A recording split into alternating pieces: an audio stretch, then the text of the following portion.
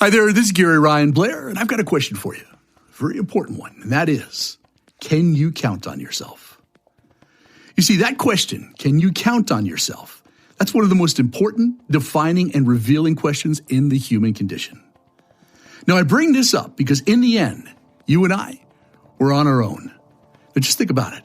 If you can't count on yourself to do the right thing, if you can't count on yourself to honor your commitments, if you can't count on yourself to face and overcome your fears, your life is going to be a long, hard, and painful grind. You see, the truth is, no one's responsible for you apart from yourself. For your happiness, for your sadness, for your boredom, for your anger, for your fear.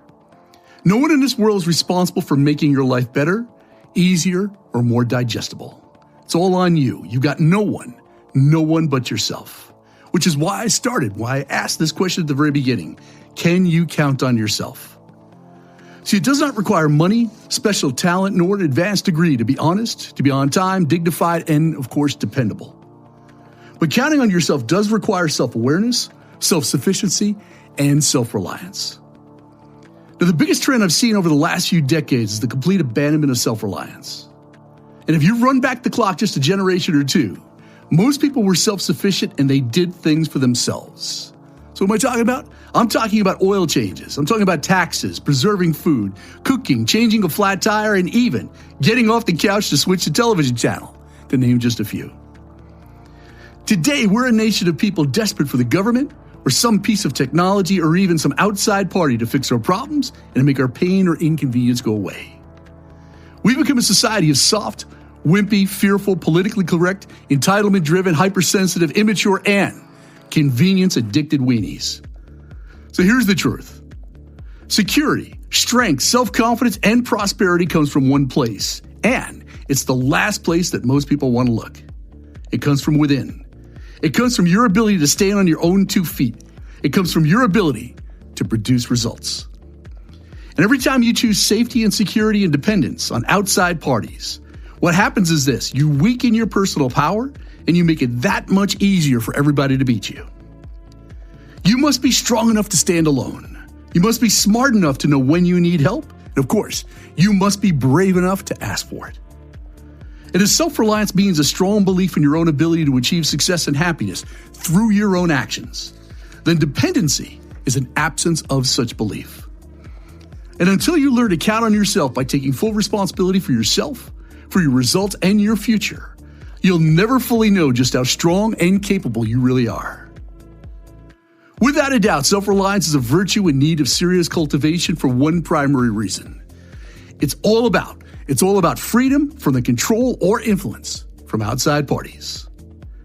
It's a simple concept that encourages each one of us to take responsibility for our own needs. I'm talking physical, emotional, spiritual, social, and of course, economic. And to put it more directly, it's an understanding that nobody owes you anything, and that ultimately, it's up to you to do your own push-ups. Yet even though self-reliance is a mandatory condition for success, why on earth is society filled with so many wimpy, excuse-making, responsibility-dodging, entitlement-driven people looking for a handout? Well, the answer, like many others, can be found in both government and in the home. See, many programs throughout the world have been set up by well-meaning individuals and institutions to aid those who are in need. However, many of these programs are designed with the short-sighted objective of helping people, as opposed to helping people help themselves. And as a result, the beneficiaries of these handouts, or what you might want to call helping hands, more than often become dependent upon them. And rather than inspiring self-reliance, they accomplish just the opposite. By providing people with handouts and free money in the form of universal basic income, by removing obstacles from their path, and by eliminating the need for labor and learning from their own mistakes, we are establishing bad precedent. I'm talking about a bad precedent that is virtually impossible to reverse. As once people get a taste of something for nothing, they want, they will expect, and they will demand more of it. And instead of promoting self-reliance, we're guilty of enabling weakness and encouraging people to become reliant upon others. So allow me to bottom line this point for you. Unnecessary dependence upon others is a false sense of security that only serves to make you weak, makes you insecure, and highly vulnerable. It's the ultimate act of self-betrayal, as you'll never learn to count on yourself when you're counting on others. And by shielding yourself from independence, from challenges, from failure and unpleasant tasks and adversity, you are in effect doing more harm than good. And that is precisely why your efforts must always be directed towards becoming self-reliant. So let's talk about the solution. How do you learn to count on yourself? How do you become self-reliant? How do you cut the cord of dependency and take complete control of your life and your destiny? And the answer is, you must become your own hero. You see, no one in history got wealthy from stimulus checks or on welfare. No one in history got healthy from eating junk food.